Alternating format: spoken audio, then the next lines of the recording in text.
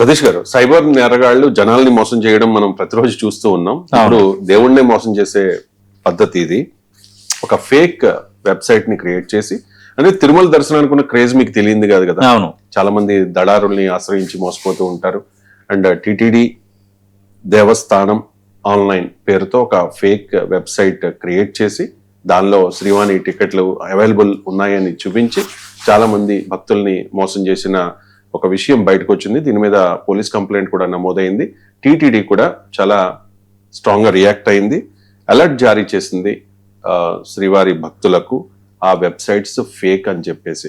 So చాలా మంది ఇటువంటి వెబ్సైట్ల మాయలో పడి మోసపోతూ ఉన్నారు. డబ్బులు పోగొట్టుకోవడమే కాదు, ఆ టికెట్ కన్ఫర్మ్ అయింది కదా అని చెప్పి తిరుమల చేరుకోవడం, నానా ప్రయాసాలు పడి అక్కడేమో దర్శనానికి అవైలబిలిటీ లేకపోవడం, చివరికి వాళ్ళు దేవుడి వల్ల ఇలా జరిగిందని చెప్పి దేవుడి మీదే ఒక రకమైన అపనమ్మకం పెంచుకునే ప్రయత్నం. అవును, అంటే ఎటువంటి చర్యలు తీసుకోవాల్సిన అవసరం ఉందంటే ఎలా భక్తులు ఎలా అప్రమత్తంగా? కరెక్ట్ గా నిన్ననే 99 టీవీ ఎక్స్క్లూజివ్ ఒక రిపోర్ట్ నిన్న ప్రసారం చేసింది. అది 99 టీవీ ఎక్స్క్లూజివ్, ఫస్ట్ 99 టీవీ ఇచ్చింది. అందులో ఏంటంటే, ఒక రియల్ ఎస్టేట్ కంపెనీ మా దగ్గర 4 ఫ్లాట్లు మీరు కొనుగోలు చేస్తే మీకు లైఫ్ లాంగ్ తిరుమల తిరుపతి వెంకటేశ్వరుని దర్శనం వివిఐపి దర్శనం ఫ్రీ అనే చెప్పింది. అంటే ఎంత ఇదిగా ఉంటే చెప్తారు. అది వివిఐపి కోటాలో ఫ్రీ దర్శనం మీకు లైఫ్ లాంగ్ ఫ్రీ అని వాళ్ళు ప్రకటించారంటే ఏ విధంగా చేపిస్తారు? దీనికి టీడీటీ అనుమతి ఉందా? అనుమతి ఉంచుకున్నా మాట్లాడుతున్నారా? అంటే ఆ శ్రీవారి దర్శనాన్ని చివరికి ప్రకటనలకి, ఆర్భాటాలకి, తర్వాత వ్యాపారాల్లో వాళ్ళ ఫ్లాట్లు అమ్ముకోవడానికో వ్యాపార అభివృద్ధికి దాన్ని వాడుకుంటున్న పరిస్థితి వచ్చింది. ఇది పెద్ద సెన్సేషన్ అయిపోయింది. దీనికి మాకు సంబంధం లేదని టీడీపీ ప్రకటించింది. అంటే అంత ఈజీగా వాడేస్తున్నారు. నిజంగా వాడేస్తున్నారు అంటే వివిఐపి దర్శనాలు ఇవన్నీ కూడా సవ్యంగా జరుగుతున్న తీరు ఒకటి. రెండోది, కొంచెం ఈ దళారీల వ్యవస్థ అవన్నీ కూడా గతంలో కంటే కొంచెం తగ్గింది, కానీ ఆ వ్యవస్థ ఇంకా ఉంది. ఇంకప్పుడు లేటెస్ట్ ఏంటి, టిటిడి దేవస్థానం .ఆన్లైన్ పేరుతో ఒక నకిలీ వెబ్సైట్ నెట్టింట్లో ప్రత్యక్షమైంది. సాధారణ భక్తులు చూస్తే ఇది నకిలీ అని కనిపెట్టేలేనంత పక్కాగా అచ్చం టీటీడీ ఒరిజినల్ వెబ్సైట్ ఎలా ఉందో అలాగే డిజైన్ చేశారు. అమాయక భక్తులు ఈ డిజిటల్ దొంగల మెయిన్ టార్గెట్ గా మనకి ఇక్కడ కనిపిస్తోంది. ఇందులో ఏంటి, సాధారణంగా దొరకని విఐపి బ్రేక్ దర్శనాలు, శ్రీవాణి ట్రస్ట్ టికెట్లు, ఆర్జిత సేవలు, వసతి గదులు ఈ సైట్లు సులభంగా అందుబాటులో ఉన్నాయంటూ కలరింగ్ ఇచ్చారు. ఈ టికెట్ల కోసం ఈ నకిలీ సైట్లోకి వెళ్లిన భక్తుల నుంచి వ్యక్తిగత వివరాలతో పాటు క్రెడిట్, డెబిట్ కార్డులు, నెట్ బ్యాంకింగ్ పాస్వర్డ్లు సైలెంట్ గా సేకరిస్తున్నారు. క్షణాల వ్యవధిలోనే బ్యాంకు ఖాతాలను ఖాళీ చేస్తూ కోట్లలో సైబర్ మోసాలకు పాల్పడుతున్నారు. ఇవన్నీ బయటపడుతున్నాయి. అందుకే 99 టీవీ ఒక మీడియా సంస్థగా సామాజిక బాధ్యత మాకు ఉంది కాబట్టి ఆ తిరుమల తిరుపతి దేవస్థానం వెళ్ళాలనుకునే వాళ్ళకి, శ్రీవారి భక్తులకి మేము ఇస్తున్న అపీలు, ఏ వెబ్సైట్ ఏదో తెలియకుండా నచ్చినట్టుగా మీ వ్యక్తిగత వివరాలు, మీ క్రెడిట్ కార్డు, మీ డెబిట్ కార్డు, మిగతా ఆన్లైన్ బ్యాంకింగ్ పాస్వర్డ్స్ ఇవన్నీ ఇస్తే మాత్రం మీకు క్షవరమే.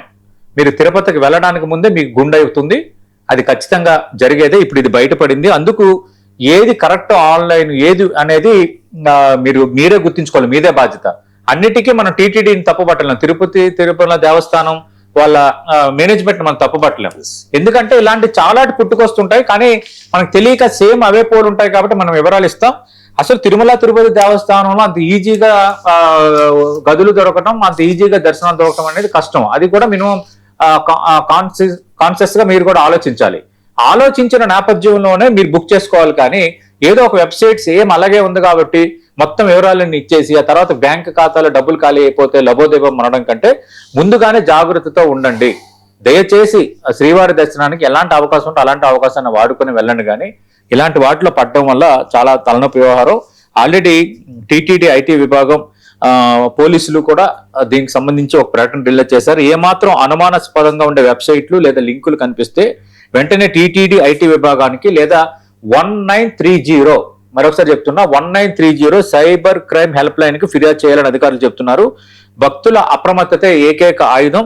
డిజిటల్ దోపిడీకి అడ్డుకట్ట వేసేందుకు పోలీసులు సైతం ఈ నకిలీ డొమైన్ ను బ్లాక్ చేసే వేటలో అయితే పడ్డారు. ఏదేమైనా మనం జాగ్రత్తగా ఉండటం అనేది మొదటి అత్యంత కీలకమైనది. అయినా కూడా ఏదో ఒక రకంగా మిమ్మల్ని అట్రాక్ట్ చేసి అందులోకి లాగి సైబర్ క్రైమ్ కి పాల్పడే కేటుగాళ్ళు చాలా మంది పొంచి ఉన్నారు. బీ అవేర్, చాలా జరుగుతున్నాయి.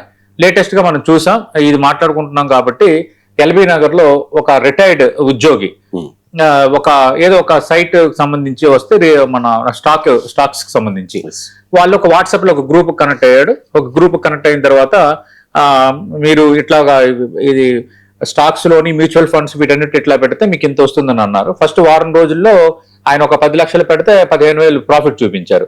గ్రేట్ అనుకున్నాడు ఆయన. మళ్ళీ ఇప్పుడు ఇదే రైట్ టైం, ఈ స్టాక్స్ అన్ని పడిపోయి ఇవి మీకు పెట్టండి, ఇందులో మాకు అవగాహన ఉందని వాళ్ళకి కొన్ని వీడియోలు పంపించి కొంచెం అవగాహన కల్పించి రకరకాలుగా చేశారు. ఆయన దానికి ఉబ్బి తబ్బిపోయి మరో 20 లక్షలు వేశాడు. తర్వాత వాళ్ళు ఇంకా గాయబ్ అయిపోయారు. అకౌంట్ లో పెరిగిన డబ్బులు లేవు, ఏమీ లేవు. ఇలాంటి మోసాలు అయితే జరుగుతున్నాయి. అందుకు ఎప్పుడు కూడా అలాంటివి కూడా సర్టిఫైడ్ స్టాక్ అనలిస్ట్ వాళ్ళ దగ్గర వివరాలు తీసుకొని కరెక్టా కాదా చెక్ చేసుకొని చేయాలి. అలాగే తిరుమల తిరుపతి దేవస్థానం వీటికి సంబంధించి చివరికి శ్రీవారిని కూడా వాడేస్తున్నారు సైబర్ క్రైమ్ నేరగాళ్ళు. అందుకు అంటారు కదా, దేవుడు అంటే అందరికీ భయము భక్తి అని. ఇలాంటి నేరగాళ్ళకి ఇంకా భయము భక్తి ఏమి ఉండదు. వీళ్ళకి నేరం చేయటం, ఎదుటోళ్ళని మోసగించడం అనేదే ప్రధాన కర్తవ్యం, ప్రధాన లక్ష్యం. కాబట్టి ఇలాంటి వారి పట్ల జాగ్రత్త ఉండాలి.